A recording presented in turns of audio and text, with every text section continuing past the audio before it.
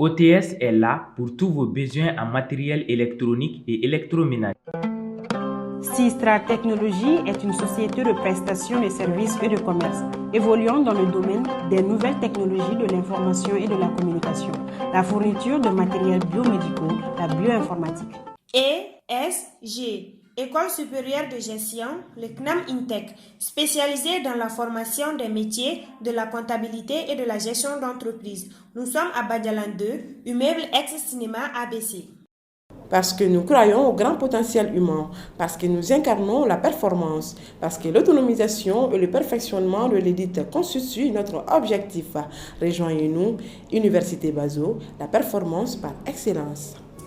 Anti actuel media sugandi la wala sako kuna fun aw bisimila ko dogo kun kibaru kene kan bakuru munu bambulo ulu de fleni Shogel ko gala maiga ale bara damne novembre kalo tile duru kalo damado bara bla ko fa be nyefoli soro soni bido kun kibaru kon ani docteur Fall fane bene jega kuma jigini jona ka soro kono bara masi o kololo kan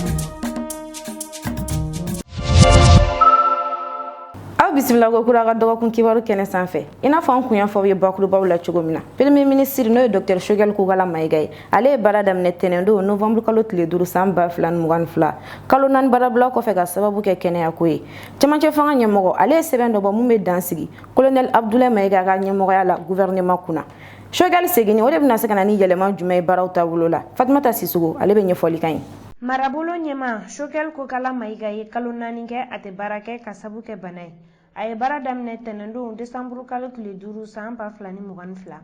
a seginnen a ye laɲini kɛ ka ɲɛfɔli k'a ye baara minnu tɛmɛna a kɔfɛ ni seginni bɛna yɛlɛmali jumɛn don kow la politique baara kɔnɔna la laɲiniw bɛ yetaw bɛ yen bi kɔni an ka yeta fɛnɛ la an kɔni b'a dɔn k'a fɔ siw kɔrɔbayara si birintira an ka cɛkɔrɔba ninnu an tɛ namara kuma f'u ye an t'u janfa an kɔni b'a dɔn u caman wulila k'u jɔ maliko la u yera en tout cas gouvernement caman na u yera fanga bolo caman na u yera baarayɔrɔbaw la donc u bɛ fo de u ye min kɛ Mali ye nka bi an fana ka laɲini ye min ye olu ye min kɛ Mali ye anw ka se ka baara kɛ Mali ye fo kana tɛmɛ o fana la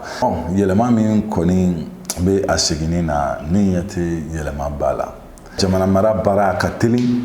a ka misɛn n'i y'i kɔ don Américains ka président kɔrɔ dɔ bɛ Barack Obama ale tun b'a fɔ ko en politique ko 24 heures est une éternité genre politique baara kɔnɔna la heure 24 n'o bɛ bɛn tile 1 ma k'o b'i ko san 1000 yirika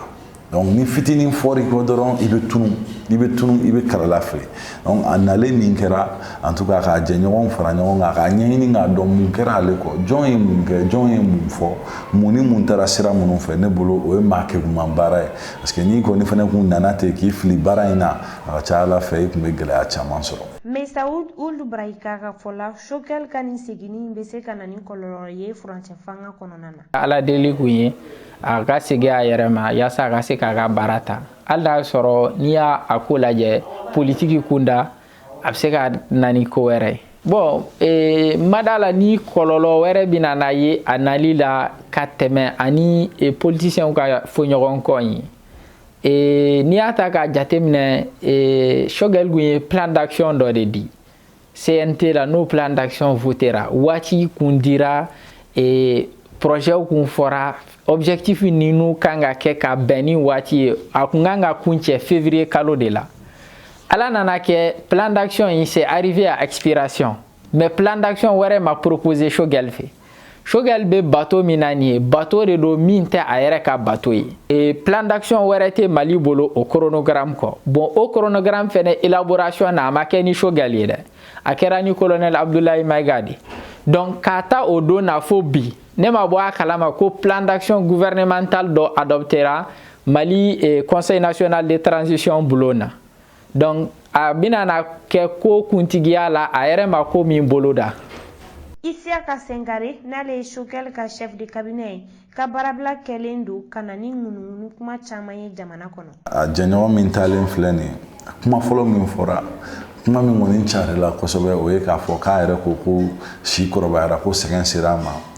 wagati sera wagati min na a kan k'i lafiya k'i mabɔ nin ko ninnu bɛɛ la n'o kɔni kɛra tiɲɛ ale bɛ fori parce que an yɛrɛ bɛ k'o de laɲini an ka cɛkɔrɔbaw u y'u se kɛ Mali ye a bɛɛ ma ɲa a bɛɛ fɛnɛ ma tiɲɛ fo an ka se k'o tiɲɛw fɔ ɲɔgɔn ye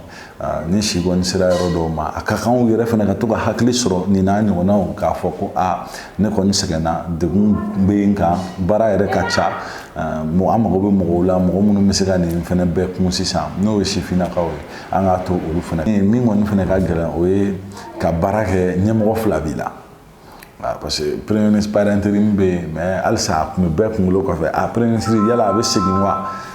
yala a tɛ segin wa donc o kɔnɔna la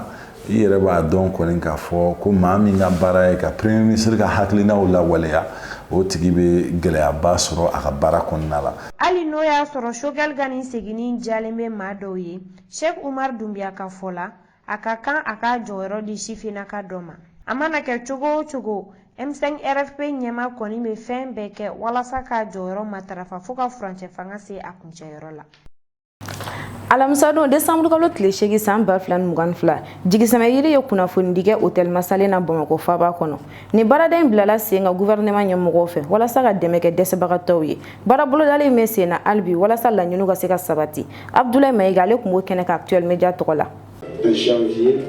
2021 pour assurer la mise en œuvre de ce programme. walasa ka maaw kunnafoniya ka baaraw taabolo ka kabina sigi kuma san 2013 waati fo ka na se sisan ma jigisɛmɛ yiri maaw ye kunnafoni di kɛnɛ dɔ sigi alamisa don décembre kalo tile 8 san 2022 hôtel Masalayi la baabu mun kun sugandira o don o de jate bɔli ka kɛ ni cakɛden ka baaraw ye wari cili fan fɛ. N'i y'a ye gouvernement yɛrɛ danaya da jigisɛmɛ yiri kan pour ka nin baara kɛ dalen don an na k'an bɛ se a baara kɛcogo la o de hukumu kɔnɔ sisan nɔ baara dila anw ma an ko an tɛ se ka nin baara in k'an kelen ani maires ni dugutigiw ni fɛn bɛɛ faso dulomafɛnw bɛ yan nin baara la bɛɛ sen donna an na bɛɛ sen donna fɔlɔ baara fɔlɔ ye n y'a fɔ cogo min na an ye sugandili kɛ mɔgɔ minnu kan ka taa baara filanan na kɛ ka se ka taa enquêteurs ta k'u bila ka taa du bɛɛ kɔnɔ ka taa mɔgɔw tɔgɔ sɛbɛn ka se k'a dɔn a ye tɔgɔ sɛbɛn e tɔgɔ ma sɛbɛn pour que bɛɛ fɛn wari bɛna di mɔgɔw ma bɛɛ tɔgɔ ka kɛ waganteba dɔ kɔnɔ ani sini an wulila k'an bɛ taa sɛgɛsɛgɛli kɛ an k'a dɔn wari dira mɔgɔw ma dugu min na donc an san 10 ye nin an ye Mali fan caman don ɲɔgɔn na o la taara jama togodaw caman kɔnɔ bi n ye jigisɛmɛ tɔgɔ fɔ bɛɛ b'a dɔn muso b'a dɔn an ka baara kɛcogo dɔn ni maa min sugantira ka don programme na i bɛ san 3 de kɛ an bɛ dɛmɛ k'i ye o dɛmɛ fɔlɔ kun ye 2000 ye kalo kɔnɔ an ye dɛmɛ in lase 3000 ma san kalo kɔnɔ donc Mali fan caman bɛ yen nɔ ni wari di maa ma a ka ca ni mɔgɔ min ye wari in sɔrɔ a ka ca ni mɔgɔ 600 ye déjà. hali n'a y'a sɔrɔ gɛlɛya dɔw yira a ka baaraw kɛli la Bamakɔ sigida mairie nɔnabila yira ko cakɛda ye seko kɛ kosɛbɛ u ka sigida la a ka laɲiniw waleyali la. En communicat, on peut dire que le projet a été. An bɛ se k'a fɔ ko 100 o 100 jigisɛmɛ jiri sera ka 90 kɔ de sɔrɔ a ka laɲiniw na an ka sigida la wa a diyara maaw ye fana gɛlɛya min tun yera baara in kɔnɔ o de ye maa dɔw tun ma sɔn k'u ka nɛgɛjuru siraw di walima u tun bɛ nɛgɛjuru sira di wari tun tɛ se ka ci min na o de ye gɛlɛya ye an ye min sɔrɔ. En son temps, c'est une difficulté. maa minnu ye jigisɛmɛ yiri ka dɛmɛw sɔrɔ u y'u ka nisɔndiya yira ka kɛ n'a ka nin waleya ɲuman ye.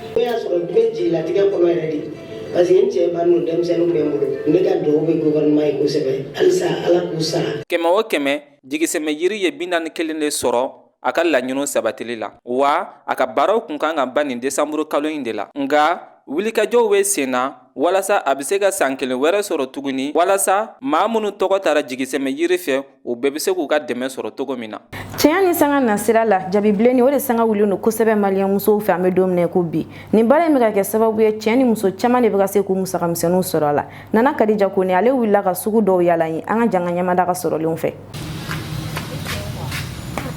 Ni seri ɲɛkɔrɔla in na jama carilen don kosɛbɛ farafin jabidalaw da la musow kɛlen don ka sugu labɛnniyɔrɔ k'olu bɛɛ lajɛlen fa walasa k'u yɛrɛ pari seli la su ni tile ni yɔrɔ kɔfɛlen ninnu demayalen don musolakaw la minnu bɛ fɛ k'u sen n'u bolo ɲɛgɛn. Farafinjabi kanunen don musolakaw fɛ kosɛbɛ. Jango ɲɛnajɛ ɲɛkɔrɔlaw la i n'a fɔ denkundi, kɔɲɔ walima seliw, jango seliba. Amidala ye nin y'a san 12 ye ni muso in bɛ jabida baara la. Bɛ ɲɛfɔli kan ye sisan farafinjabida kan. Alhamdulillah marché ka bon parce que bɛɛ b'a da. Bɛɛ bɛ jabida. Muso furulen muso a kɛra sanga ye bɛɛ de b'a da. A ka di bɛɛ ye. Ça bɛ mɔgɔw pari. Différence min b'a la fɛnw gɛlɛyara. Fɛnw gɛlɛyara kojugu. A dɔ ma bɔ jama la mais anw de a gɛlɛyara anw de bolo. Parce que an kun bɛ jabi bɔrɔ 600 sa jabi bɔrɔ 13 donc produit fana bɛ taa gɛlɛyara kojugu. Alhamdulillah ne ka client a bɛɛ b'a la muso furulenw b'a la bogotigininw b'a la mɔgɔkɔrɔbaw b'a la. Gɛlɛya min b'a la o ye baara n'a taabolo gɛlɛya bɛ baara bɛɛ la. Sɛgɛn b'a la o ye wajibi ye foyi tɛ kɛ ni sɛgɛn tɛ fɛn min na. N'o tɛ alhamdulillah ni mɔgɔ tɛ se ɲɔgɔn ma n b'a da fosi gɛlɛya foyi tɛ n bolo o kɔni na. O bɛ se ka kɛ farikolo dɔrɔn sɛgɛn o don ye wajibi de ye. Ale kɔfɛ an ye jelimuso dɔ sɔrɔ min bɛ jabi nafa fɔ an ye. Bon jabi filɛ nafaba de b'a la parce que an b'a da an cɛw ɲɔgɔrɔ a ka d'u ye fana a ka d'an yɛrɛ ye jabidala yɛrɛ fɛnɛ bɛ se. Bon ne yɛrɛ bolo jabi kan ka da wagati bɛɛ parce que nafa b'a la. Awɔ ka d'an cɛw ye wagati bɛɛ kan ka da tile 15 kan ka da a wɔɔrɔla dɔrɔn a da i bɛ ja i cɛ ye fɛn bɛɛ i bɛ ja mɔgɔw ye jabi yɛrɛ ye dawula de awɔ n'i bɛ jabi da dɔrɔn dawula bɛ k'i la 400 cayalen ye 500 400 an bɛ don min na i ko bi jabi ka di hali cɛw yɛrɛ ye ni cɛw yɛrɛ ye jabi ye musow sen na u bɛ b'u togo de la bi jabi nafa a tɛ dɔn ka ban parce que a ka di bɛɛ ye a ka di cɛw ye a ka di musow ye hali cɛkɔrɔbaw jabi ka d'u ye i b'a ye n'u musonincinw ye bɛɛ da k'u sen na u bɛ t'u filɛli de la ne yɛrɛ min filɛ ne ye n ka bogotigiya bɛɛ kɛ n bɛ ka jabi da mais ne tɛ sɔrɔ a kan tellement que jabi ka di cɛw ye awɔ jabida ka ɲi kojugu. Ni muso furulen in bolo muso bɛɛ kan ka olu ladege. N nana jabida parce que seli sera a ka kan muso furulen bɛɛ ka jabida bon jabida kɔni tun ye jabi ka ɲi a cɛ ka ɲi a ka ɲi muso furulen ma donc o dɔrɔn de don. Elle est sur place depuis 8 heures. Mariam Traoré, tatoueuse au marché de Séménikoro. Pour elle, ce travail est bénéfique. Seni ɲɛkɔrɔla in na marché ka kusa kosɛbɛ ni jama ka ca yɛrɛ n bɛ se ka tɛmɛ mɔgɔ 20 na n bɛ tɛmɛ o la yɛrɛ ni mɔgɔ ka ca 400 500 o bɛ a mɛnna dɛ gɛlɛya yɛrɛ nana an yɛrɛ bɛ fɛ ka jɛ bɔ 400 na parce que baarakɛminɛ bɛɛ ka gɛlɛn sisan prix bɛ dépend modèle de la n'i ye modèle min yira o n'a prix de don jabi bɛ n'a bɔrɔ dɔ bɛ bɔ Banaba dɔ bɔ Segu fana mais Banaba yɛrɛ de jabi bɔrɔ ye dɔɔni parce que n ka fɛn bɛɛ de bɛ baara in na ne bɛna baara yɛrɛ na depuis 8 heures ni baara jɔra wagati min na n bɛ segin heure t'a la n'a jɔra wagati min. Muso furulenw dɔrɔn tɛ jabi da seli la. N nana da parce que a ka di n ye jabi dali ka di n ye quoi donc o de y'a to ne furulen tɛ mais jabi ka di ne parce que a cɛ ka ɲi a bɛ mɔgɔ pa. Jabi laɲininen don kosɛbɛ an ka laadalakow la wa a jɔyɔrɔ ka bon musolakaw ka ɲɛnamaya kɔnɔ kɛrɛnkɛrɛnnenya la maliyɛn muso. Sen n'i bolo dali kɔfɛ jabi bɛ se ka kɛ fɛn caman ye jango labɛnni sira fɛ fari ale ni kunsigiko ta fan fɛ. An bɛ don min na i ko bi nin baara in kɛlen don ka maa caman de mako ɲɛ jango nin seli ɲɛkɔrɔla in na. I n'a fɔ an kun y'a fɔ ye bakurubaw la cogo min na ka jigin ka sɔrɔ i jigi kuma ma se n'a bɛ fɔ a ma ko kɔli dayɛlɛ o bɛ kɛ n'a sɔrɔ gɛlɛya dɔ y'i sɔrɔ kɔnɔmaya kɔnɔ minnu bɛ se ka kɛ sababu ye i ka jigin ka sɔrɔ kɔnɔma dɔgɔkun 37 sɔrɔ gynécologue Fale Fane ale bɛ ɲɛfɔli kan ye nin bana in kan an bɛna taa Igirɛ Kulubali ka kuma bara la. Kɔli ye wolonugu donda de ye kɔnɔmaya kɔnɔna na kɔli ka baara ye ka den bali fɛnw kana sɔrɔ ani ka den bali a kana bɔ a bɛ banakisɛw fana bali ka don den kan an b'a fɔ kɔli dayɛlɛ bɛ yen wagati min na ni muso ka kɔnɔ sera dɔgɔkun 28 ka taa bila dɔgɔkun 37 na an bɛ kɔnɔbara kalo hakɛ fɔ dɔgɔkun de la a ɲangata ka bon kojugu ale bɛ kɔnɔmaya mun sɔrɔ ale bɛ kɔnɔ mun sɔrɔ ka tiɲɛni kɛ o hakɛ bɛ cɛya denw bɛɛ bɛ fatu pédiatrie la n'i y'u ta k'a lajɛ ka bɔ 60 la ka taa bila 70 na olu ka fatuli kun ye sebaliya ye ni mun sera ka balo olu ni conséquences séquelles caman to ɲɔgɔn na denw don mun tɛ se ka tagama joona u ka fɛn bɛɛ bɛ bila retard la a kun n'i y'a ta k'a lajɛ kun dɔw bɛ yen o ye ba ka banaw ye koloci bana bɛ se ka k'o la tension bɛ se ka k'o la diabète bɛ se ka k'o la a kun dɔw bɛ yen kun minnu bɛ yen n'u nɔrɔlen don wolonugu yɛrɛ cogoya la n'a y'a sɔrɔ muso kɔnɔma a tɛ se ka dumuni kɛ f'a ka bɔ ka taa baara de kɛ ka sirajan tagama a ka yɛlɛ escalier sanfɛ a ka baara gɛlɛn de kɛ diyagoya a bɛ jouer a ka kɔli kan ale tɛmɛfiɲɛ ye baarakɔrɔlandimi bɛ muso minɛ dɔw b'a fɔ k'u kɔ b'u dimi a tɛmɛfiɲɛ fɔlɔ ye ji bɛ se ka bɔn muso kan muso kɔnɔma kan soit basi bɛ se ka bɔn muso kɔnɔma kan dayɛlɛ niveau ka ca dɔw ta ka nɔgɔn olu bɛ taa lada so u ka furakɛli kɛ u tɛ lada dɔgɔtɔrɔso la a bɛ fɔ k'u ka repos kɛ u ka to yɔrɔ kelen kana foyi kɛ u ka to yɔrɔ kelen na dɔw ta bɛ yen fura bɛ k'olu la u bɛ taa ka segin kɛ dɔgɔtɔrɔso la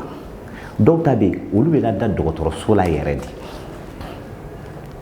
ka to dɔgɔtɔrɔw kɛrɛfɛ ninnu bɛɛ la f'i k'a dɔn den bɛ âge jumɛn na ba dɔrɔn tɛ furakɛ. nin kunnafoniya in de b'an sɛnsɛn ka taa se mali kɔnɔna kunnafoni ani diɲɛ fan wɛrɛ kunnafoniw ma minnu bɛ las'an ma teliyala mamadu bilali kulubali fɛ. alamisa don desanburu kalo tile 8 san 2022 minisiri min ka ca ɲɛsinen don mara kɛcogoyaw ma ani min ka ca ɲɛsinen don maliyɛnden minnu bɛ kɔ kan olu taara an ka kariti biometriki kura minnu bɛna dilan k'olu baara kolobakari o kariti bɛna kɛ sɛbɛn ye min bɛna bila an ka kariti d'identitew nɔ na ani an ka kariti ninaw a yirala k'a fɔ k'a diko fɔlɔ ninnu bɛna kɛ fu wa a bɛna to gɛlɛya caman bɛna bɔ jamanadenw ka sɛbɛn dilanw na kariti dili kelen bɛ san 5 baara de kɛ wa maa o maa si sera san 15 ma o kan k'a ta nin y'a dilanni sigilen sen kan kalo nataw kɔnɔna na a diliw bɛna daminɛ ka taa desanburu kalo tile 2 la ka taa bila tile 4 na o bɛnna jamukan min bɛ yen ko dɔɔni kɛnɛ o ka san 2 ɲɔgɔn kunbɛn ma Cité des Enfants na ɲɛmakɔrɔ o kɛra ɲɛnajɛba ye min ye dosongɔnikɛlaw fara ɲɔgɔn kan ani dosow fo ka taa se dosongɔni kanubagaw ma dosongɔni fɔlaba caman kun bɛ kɛnɛ kan minnu dɔ ye Yɔrɔ Sidibe, Madu Sangare, Koniba Jara, Solomani Konate, Saka Balo fo ka taa se Abdulaye Tarawele ma. O tɛmɛnen kɔ ka bɔ yen Bugunikaw ka Sɔgɔni Seku ale kun bɛ kɛnɛ kan, Semana Cɛkura, Jisuruntu Bani Kane, Badugu Mamadi, Kama Karamɔgɔ olu bɛɛ kun bɛ kɛnɛ kan. Ɲɛnajɛ in kɔnɔna na fɛn min ye Kisima Jara ye ale ye donbolo di jamukan in yɛrɛ lasebaga ma n'o ye Isaka Mayiga ye o donbolo in ye mobili ye. kunnafoni disoba min bɛ yen n'u b'a fɔ a ma ko Reuters ale ka kunnafoni ɲini na Nigeria jamana kɔnɔ a y'a yira k'a fɔ ko muso caman de bɛ jamana kɔrɔyan fan fɛ minnu kɔnɔ cɛra ni san 9 laban ninnu na jamana yɛrɛ finitigilakaw fɛ a y'a yira k'a fɔ ko muso ninnu kun ye maa minɛnenw ye Boko Haram bolo maaw don minnu nana ni kɔnɔ ye ka bɔ ni minɛnin na fɛn min ye Nigeria finitigilakaw ye olu y'a yira k'a fɔ ko ni kuma in tɛ tiɲɛ ye k'olu ma deli k'o kɛ hakilina jigila kɔnɔtiɲɛ yamaruyalen t'a jamana kɔnɔ fɔ n'a kɛra ni ba nin bɛ se ka to a la. Ameriki jamana ni Rusi jamana olu ye kasoden falenw kɛ desanburu kalo tile 8 san 2022 Abu Dhabi n'o ye Émirats Arabes Unis o dugu kɔnɔ. Rusiw ye Amerikɛnw ka basikɛti tana min kun bɛ ko Britney Griner n'o kun minɛnen d'u ka jamana kɔnɔ n'a bɛ kalo 9 bɔ u y'o labila. O senfɛ Rusiw ka jamanaden min b'u bolo n'a yirala k'a fɔ k'o kun bɛ maramafɛn feere kɛ n'o ye Victor Bout ye o fɛnɛ labilala. Président Joe Biden y'a yira k'a fɔ ko ni kunnafoni ɲale nisɔndiya kosɛbɛ a y'a yira k'a fɔ ko nin bɔra kalo caman kuma ɲɔgɔnya jamana fila ni ɲɔgɔn cɛ o de kɔnɔna na. Kunnafoni ta nasira la ni ne bɛ dan sigi bi dɔgɔkun kibaruya la mun labɛnna Actuel Media ɲɛmayaso fɛ ka lase aw ma ani cɛw ka ɲɛmadali la aw kan bɛn diɲɛ waati wɛrɛ Ala ka Mali kolo suma.